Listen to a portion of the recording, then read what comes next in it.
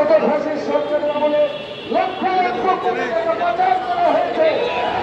এই টাকাগুলো উদ্ধার করতে এসে রক্তদায়ী শিক্ষকদেরকে প্রথম তাদের চাকরিকরণ করতে হবে।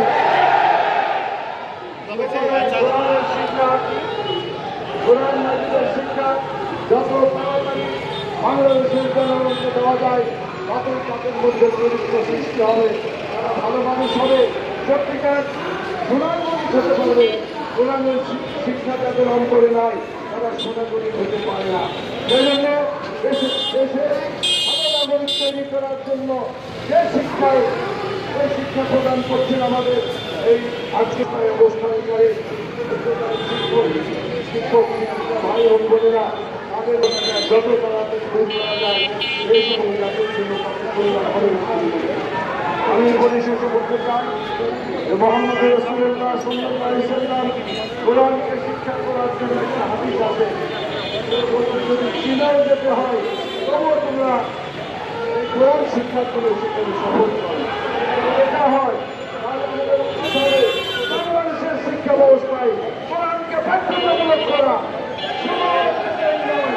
বাংলাদেশের প্রাথমিক প্রাথমিক স্কুলে, হাই স্কুল, কলেজ, ইউনিভার্সিটিতে সকল জায়গায় কোরআনের শিক্ষা বাধ্যতামূলক করতে হবে।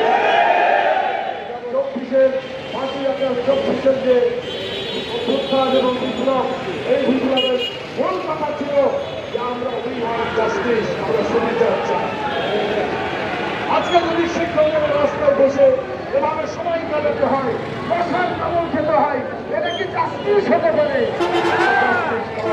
তাদের প্রতি সুবিচার করতে হলে এই শিক্ষকদের দাবি দাওয়া মেনে নিয়ে তাদের সাথে আলোচনা করে তাদেরকে স্কুলে, তাদের বিদ্যালয়ে, মাদ্রাসায় ঢোকানোর ব্যবস্থা সরকারি করা উচিত। আমি শিক্ষা উপদেষ্টাকে বলবো, এটা আপনার দায়িত্ব, আপনি নিজে এসে তাদের সাথে কথা বলেন, প্রয়োজনে তাদের প্রতিনিধি থেকে নিয়ে কথা বলেন, এভাবে রাস্তায় তাদেরকে ফেলেন না। মেহরবানি করে আমাদের এই বক্তব্যগুলো আমি আপনাদের কাছে শেষ করতে এই কারণে বাংলাদেশ জামাত ইসলামের সম্মানিত আমিরে জামাত, তিনি এই শিক্ষকদের যে দাবি দেওয়া তার সাথে একাত্মতা ঘোষণা করে আপনাদের দাবি বাস্তবায়নের জন্য পূর্ণভাবে এটা দাবি করেছেন এবং সরকারকে অনুরোধ করার জন্য বলেছেন। তার মাধ্যমে আমরা সরকারকে অনুরোধ করতে চাই এইভাবে আর বেশি দিন তাদেরকে কষ্টে না রেখে এটা সমস্যার সমাধান করতে হবে। আর একটি কথা আপনাদের বলতে চাই, সেটি হলো আমরা এখন দেখছি বাংলাদেশে যে নির্বাচন আসছে, এই নির্বাচনে বাংলাদেশের টেকনাফ থেকে তেঁতুলিয়া পর্যন্ত একটা স্লোগান দেখা যাচ্ছে সকল মানুষের কাছে। এটা জামাত ইসলামের কথা নয়, এটা অন্য কারো কথা নয়। আল্লাহ তারা পুরুষের মনে জায়গা করে দিয়েছে। আমরা এই দল দেখেছি, সেই দল দেখেছি, এই আদর্শ দেখেছি, এই মতবাদ দেখেছি, সেই মতবাদ দেখেছি, কোনটাই আমাদের কল্যাণ করতে পারে নাই। এবার আমরা দেখতে চাই নতুন একটি মতবাদ, সেটা হচ্ছে ইসলামী মতবাদ। এই জন্য কোরআন সুন্নাহ আইন চালু করার জন্য যে দাবি গণজাগরণ সৃষ্টি হয়েছে, সেই দাবি বাস্তবায়নের জন্য আমি মনে করি 1 নম্বর দাবি হচ্ছে এই শিক্ষকদেরকে তাদের মাদ্রাসায় ফিরে যে লেখাপড়ার ব্যবস্থা করার জন্য যা কিছু দরকার সেগুলো মেনে নিয়ে তাদেরকে পাঠানোর ব্যবস্থা করতে হবে। তাদেরকে রাস্তায় ফেলে রাখা যায় না।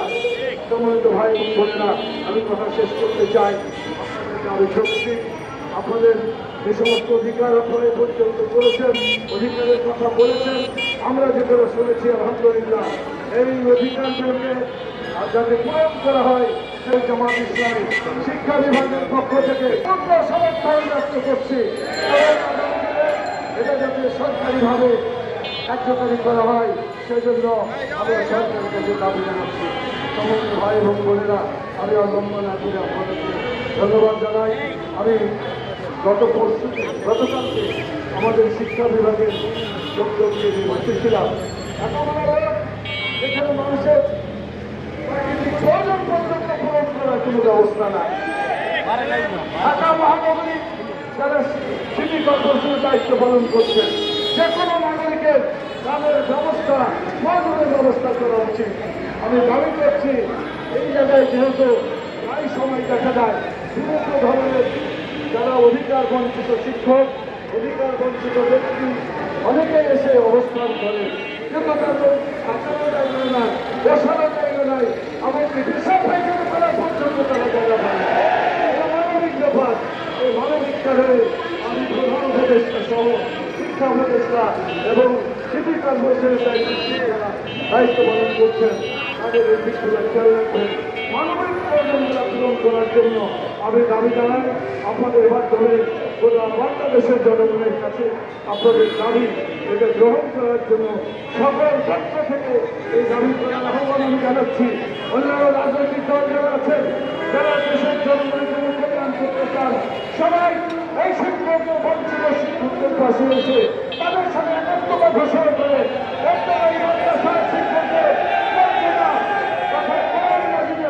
প্রতিষ্ঠা করার জন্য এগিয়ে আসবেন।